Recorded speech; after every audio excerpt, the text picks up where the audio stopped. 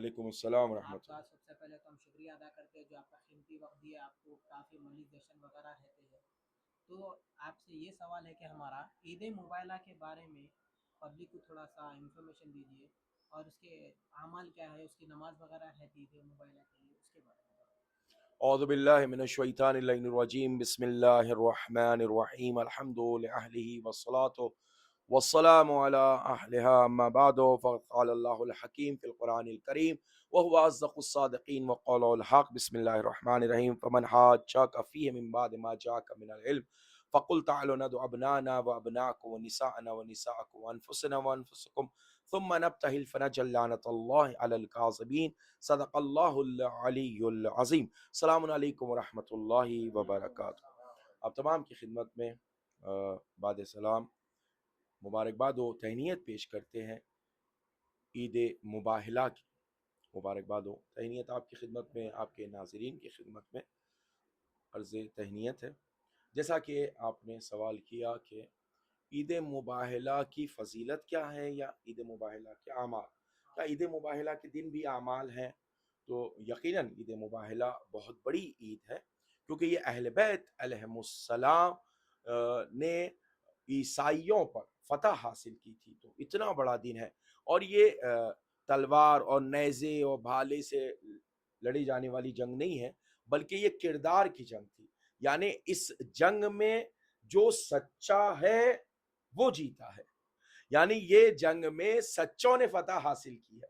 جیسا کہ میں نے سورہ آل عمران قرآن مجید کا تیسرا سورہ ہے، اس کی آیت نمبر 61، سورہ 3 آیت نمبر 61، جو میں نے ابتدا میں ناظرین کی خدمت میں اور آپ کی خدمت میں ہدیہ سماعت کی ہے کہ فمن حاجاک فیہ من بعد ما جاءک من العلم فقل تعالوا ندعو ابناءنا وابناءکم ونساءنا ونساءکم وانفسنا وانفسکم ثم نبتہل فنجعل لعنۃ اللہ علی الکاذبین۔ یہ آیت جو ہے اس وقت پروردگار عالم نے اپنے حبیب پر نازل فرمائی کہ جب نصارائے نجران جو یمن کے رہنے والے تھے، وہ لوگ ایک ڈیلیگیشن کی شکل میں، ایک وفد کی شکل میں سرکار کی خدمت میں آئے، اور سرکار ختمی مرتبت حضور سرور کائنات سے علمی مباحثہ ہوا۔ علمی مباحثے سے مراد یہ ہے کہ عیسائیوں نے اپنی دلیلیں پیش کی کہ حضرت عیسیٰ اللہ کے بیٹے ہیں، اور ہم یہ ثابت کر رہے ہیں، اور سرکار ختمی مرتبت سے یہ کہا کہ آپ بھی اس کو کیا کیجئے، مانیے، آپ بھی اس کو قبول کیجئے۔ تو سرکار ختمی مرتبت نے آیات قرآن سنائی اور انہیں سمجھانے کی کوشش کی کہ اللہ کا کوئی بیٹا نہیں ہو سکتا، اور اللہ صاحب اولاد نہیں ہے، لم یلد ولم یولد، اور اللہ کے ہاں کوئی اولاد نہیں ہے، نہ وہ کسی کا بیٹا ہے نہ اس کا کوئی بیٹا ہے۔ اسی طرح حضرت عیسیٰ بھی کسی کے بیٹے نہیں ہو سکتے، اور آیت ان کے سامنے یہ تلاوت کی کہ ان مثل عیسیٰ عند اللہ کمثل آدم خلقہ من تراب ثم قال له کن فیکون، کہ عیسیٰ کی مثال اللہ کے نزدیک آدم جیسی ہے، جیسے پروردگار عالم نے آدم کو مٹی سے پیدا کیا، اسی طریقے سے حضرت عیسیٰ کو بھی مٹی سے پیدا کیا، اور وہ کہتا ہے شے وجود میں آ جاتی ہے۔ یہاں پہ سرکار ختم مرتبت نے عیسائیوں کے ذہنوں کو جھجوڑا کہ تم اگر حضرت عیسیٰ کو اللہ کا بیٹا کہنا چاہتے ہو تو سب سے پہلے تمہیں جناب آدم کو اللہ کا بیٹا کہنا چاہیے۔ کیوں؟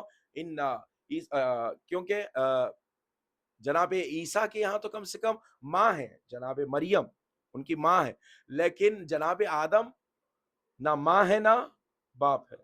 تو اگر آپ کو بیٹا کہنا ہے تو جناب آدم کو کہیے نا، ان کے پاس تو ماں بھی نہیں ہے، لیکن جناب عیسیٰ کی تو ماں جناب مریم ہیں، اور ان کی وجہ سے وہ دنیا میں آئے، ظاہری طور پر حمل ہوا اور وہ اس دنیا میں آئے ہیں۔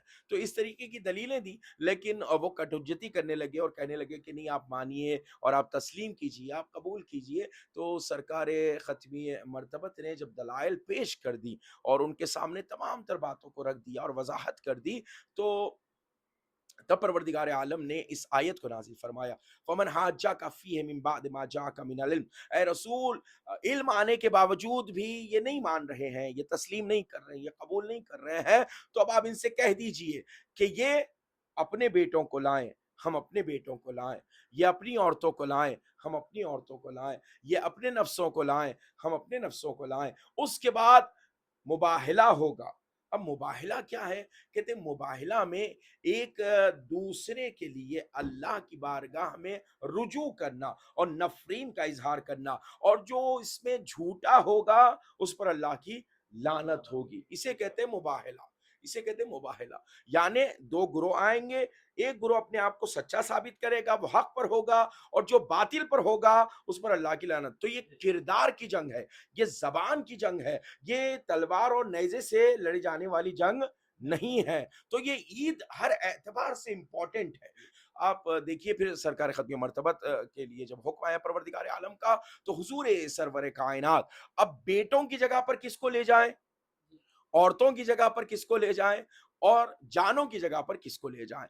تو شیعہ سنی مفسرین نے اس آیت کی تفسیر بیان کرتے ہوئے لکھا کہ سرکار ختمی مرتبت نے بیٹوں کی جگہ پر امام حسن امام حسین کو اپنے ہمراہ لیا, خواتین کی جگہ پر جناب زہرا سلام اللہ علیہا کو اپنے ہمراہ لیا, اور انفسنا و انفسکم, تم اپنے نفسوں کو لاؤ, ہم اپنے نفسوں کو لائیں گے, علی مرتضیٰ کو اپنے ہمراہ لیا. اس کا مطلب یہ ہے کہ سرکار ختمی مرتبت نے یہ واضح کر دیا کہ میں انہیں اپنے ہمراہ لا رہا ہوں, میں انہیں اپنے ہمراہ لا رہا ہوں کہ ان سے سچے روئے زمین پہ نہیں ہے, ان سے سچے یعنی ان جیسے کوئی روئے زمین پر ہی نہیں ہے. اور امام حسن امام حسین علیہ السلام کا سن کیا ہے, 7 سال 8 سال کا سن ہے.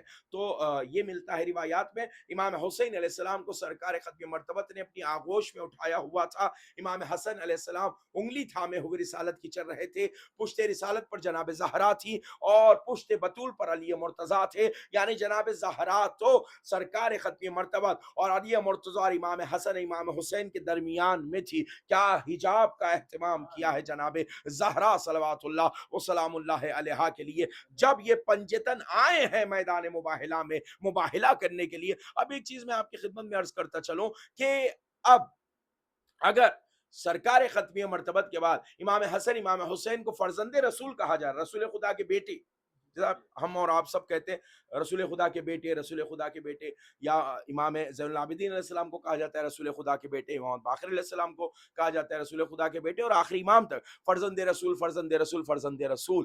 تو فرزند رسول اور رسول خدا کے بیٹے کہنا یہ ہم نے اور آپ نے نہیں کہا ہے, بلکہ سورہ آل عمران کی آیت نمبر 61 میں پروردگار عالم نے ارشاد فرمایا تم اپنے بیٹوں کو لاؤ ہم اپنے بیٹوں کو لائیں گے. تو رسول خدا بیٹوں کی جگہ پر کس کو لے گئے, امام حسن امام حسین کو. تو امام حسن امام حسین کو فرزند رسول کسی راوی نے نہیں کہا, کسی محدث نے نہیں کہا, کسی عالم نے نہیں کہا, کسی مفتی نے نہیں کہا, بلکہ پروردگار عالم نے کہا ابنانا و ابناکم, اور رسول خدا اپنے بیٹے بنا کر جسے لے گئے وہ امام حسن امام حسین ہے. تو امام حسن امام حسین کو فرزند رسول کہنا قرآن سے ثابت ہے, قرآن نے انہیں فرزند رسول کہہ دیا, قرآن نے انہیں رسول خدا کا بیٹا کہہ دیا. جب آئے تو عیسائیوں کے سب سے بڑے عالم نے دیکھا, اس کے بعد کہتا ہے کہ میں ایسے چہرے دیکھ رہا ہوں, اگر یہ بد دعا کے لیے ہاتھ اٹھا دیں تو روئے زمین پر ایک عیسائی بھی باقی نہیں رہے گا,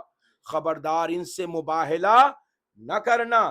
عیسائی شکست کھا گئے, عیسائی نے اپنی شکست کو تسلیم کر لیا کہ ایسے لوگوں کے ساتھ مباہلہ کروں گا, ایسے لوگوں کے ساتھ ہم لوگ مباہلہ نہیں کر سکتے. تو اہل بیت علیہ السلام جو فتح ہوئی ہے, کردار کی فتح, اس کا نام عید مباہلہ ہے. ان کی صداقت کی فتح عید مباہلہ, ان کی عظمت کی فتح عید مباہلہ ہے. اور دنیا پر یہ واضح کر دیا, دیکھیے میں ایک بات آپ کی خدمت میں عرض کروں, دنیا پر یہ واضح کر دیا, اور ان لوگوں کے لیے بہت زیادہ وضاحت ہے کہ جو کہتے ہیں کہ قرآن کافی ہے. اگر قرآن کافی ہوتا تو سرکار ختم مرتبہ عیسائیوں کے سامنے قرآن پڑھ پڑھ کے سنا رہے تھے نا.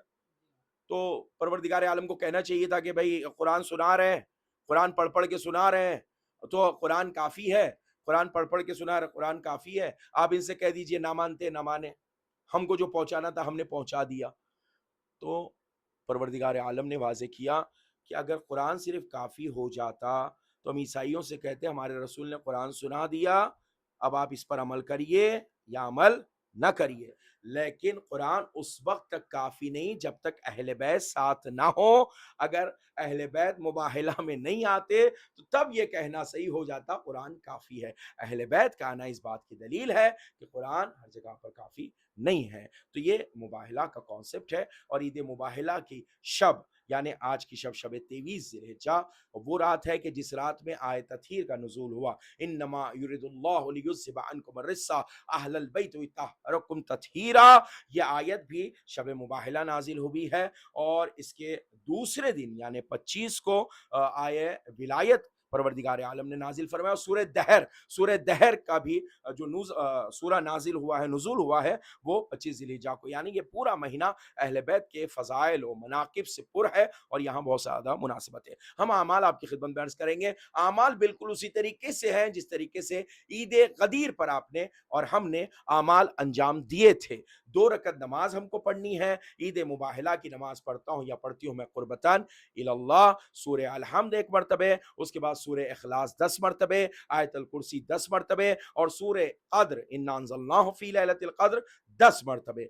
1 मरतबा अल हम्द, 10 मरतबे सूरह इखलास और उसके बाद आयतुल कुर्सी, उसके बाद सूरह इन्ना अंज़लना, इसको 10-10 दफ़े पढ़ेंगे दोनों रकतों में। ज़वाल से यानी ज़ोहर की नमाज से आधा घंटा कबल इसे पढ़ना होगा और इंशाअल्लाह वही सवाब परवरदिगार आलम अता फरमाएगा जो ईद गदीर के दिन सवाब अता फरमाया था। हमको भी अपनी दुआ में याद रखिएगा और मुमकिन हो तो ज़ियारत जामे कबीरा पढ़ने की कोशिश कीजिएगा, यानी तो ज़ियारत जामे सगीरा पढ़ने की कोशिश कीजिएगा। अहले बैत अलैहिस्सलाम के इसमें बेपनाह फ़ज़ाइल हैं। हमको और आपको भी अपनी दुआओं में याद रखिएगा और बिलखुसूस याम अज़ादारी जो नौजवान ये मेहनत कर रहे हैं इब्लाग दीन के लिए और पैगाम अहले बैत अलैहिस्सलाम और पैगाम कुरान को पहुँचाने की कोशिश कर रहे हैं, इन सब की तौफ़ीक़ात सालिहा में इजाफ़े के लिए दुआ फरमाइएगा। इनके चैनल की तरक्की के लिए दुआ फरमाइएगा और हम सबको भी अपनी दुआ में याद रखिएगा कि परवरदिगार हम सबको अपने हिफ्ज़ व अमान में रखे, अपने साए रहमत में रखे, अपने वली के ज़हूर में ताजील फरमा, हम सबको उनके आवान व अंसार ग़ुलाम नौकर में शुमार फरमा। रब्बना तक़ब्बल मिन्ना इन्नका अंतस समीउल अलीम बिहक़्क़ि मुहम्मदिन व आलिहि ताहिरीन। वस्सलामु अलैकुम व रहमतुल्लाहि व बरकातुहू।